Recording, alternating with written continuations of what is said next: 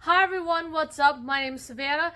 Today I will be reading a story called Disney Princess My Perfect Wedding, Volume 7.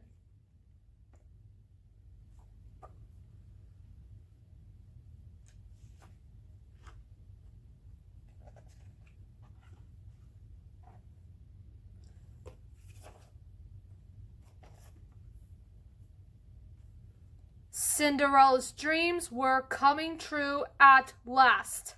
She had managed to race down the stairs just in time to let the Grand Duke place the glass slipper on her foot.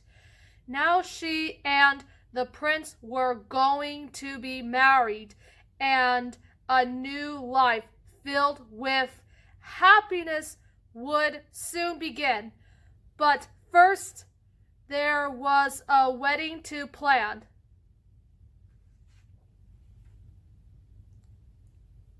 Prudence, her lady-in-waiting, was taking charge.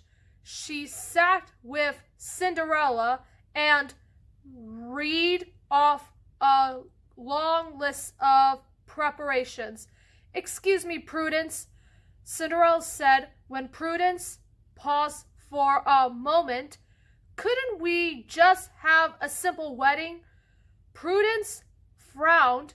"Cinderella, now that you are going to be a princess, you must start thinking big."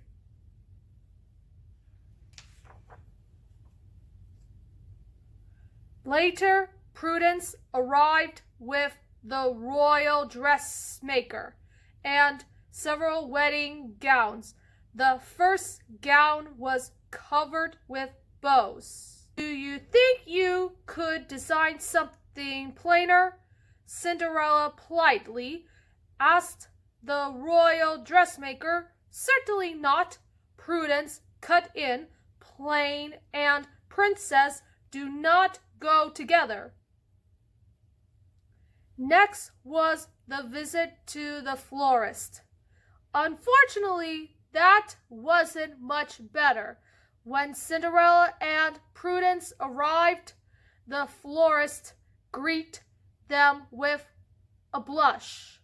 At last, Cinderella thought it looked like one. "This is lovely," she said.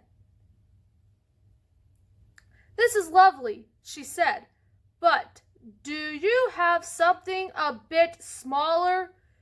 "This is perfect," Prudence interrupted, taking the bouquet from Cinderella. "You just have to know how to carry it." She held the flowers out in front of her and was stung by a bee. That afternoon, the mice found Cinderella sitting alone. Prudence had gone to bed to nurse her bee sting. "I'll just have to take care of the wedding plans myself," Cinderella said. "Now what should I do first?" "Who's a-coming, Cinderella?" wondered Jack. "The guest list." "Good idea, Jack. Let's see. Of course, all of you are invited," Cinderella replied, gently patting the mice. "And my fairy godmother. I wish she were here right now."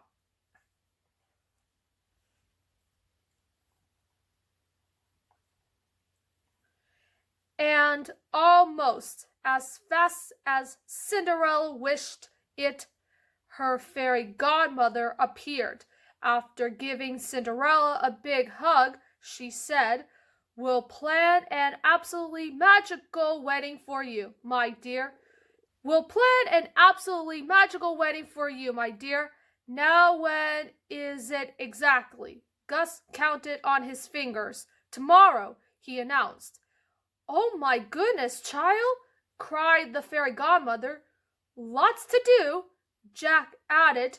He and Gus unfurled Prudence's list for the fairy godmother to see. Well then, let's start at the beginning with the dress. The fairy godmother gushed. With a wave of her wand, she instantly adored Cinderella in an elegant white gown, but the fairy godmother had forgotten the veil. "It's lovely," Cinderella said, "but don't you think it needs—" The fairy godmother wasn't listening. She was already working on the next item, invitations. In moments, hundreds of lovely pink cards sat in stacks around the room. "Now we shall prepare the feast and make the cake," she announced. "I want everything to be perfect." Cinderella changed her clothes and followed the fairy godmother to the royal kitchen.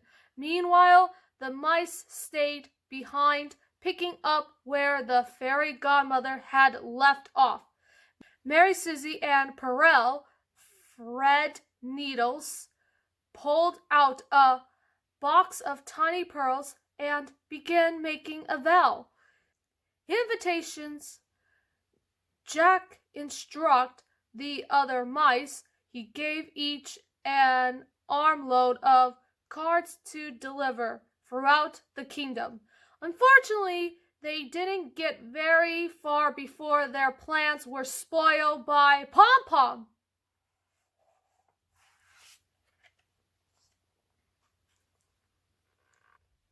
"Ooh, close a call," said Jack as he and Gus raced away from Pom-Pom.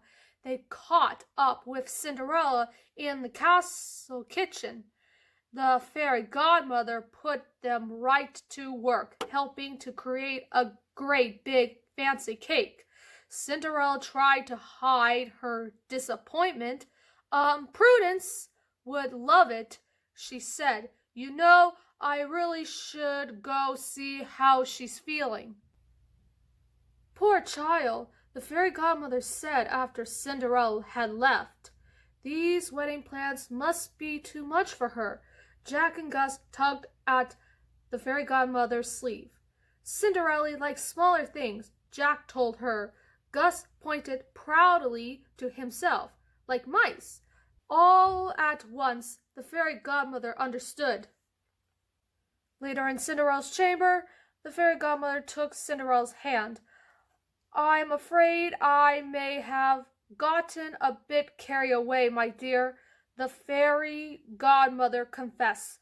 "Now tell me, child, what would the wedding of your dreams be like?" After listening attentively to Cinderella, the fairy godmother began to perform her magic. First, she fixed the veil.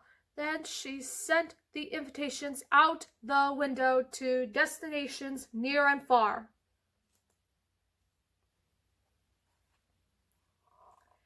"Now, let's cut that cake down to size," the fairy godmother said with a twinkle in her eyes. But before they departed for the kitchen, Cinderella turned towards the kind-hearted mice. "Thank you, my little friends," she said gratefully. The next day, Cinderella looked lovely in her simple white gown, veil, and gloves. But just as the king was about to escort her down the aisle, Cinderella looked down and gave a little cry of surprise. The fairy godmother followed the bride's gaze. "Good heavens, child," she exclaimed, "you can't get married in your bare feet." She waved her wand, and Cinderella's beautiful glass slippers peeked out from underneath her gown. After the ceremony, the prince and Cinderella shared a joyous celebration with their guest. Even Prudence was pleased. "However, did you manage this?" the prince asked his new princess.